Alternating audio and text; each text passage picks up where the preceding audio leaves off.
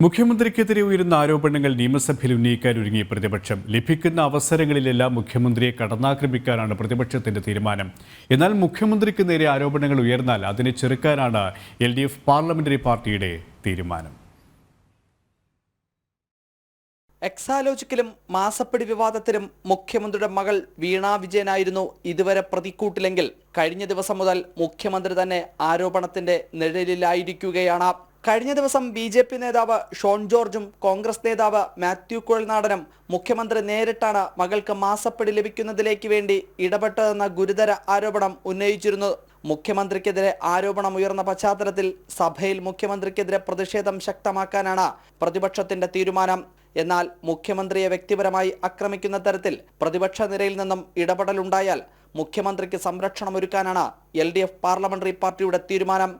Janam, Thiruvananthapuram.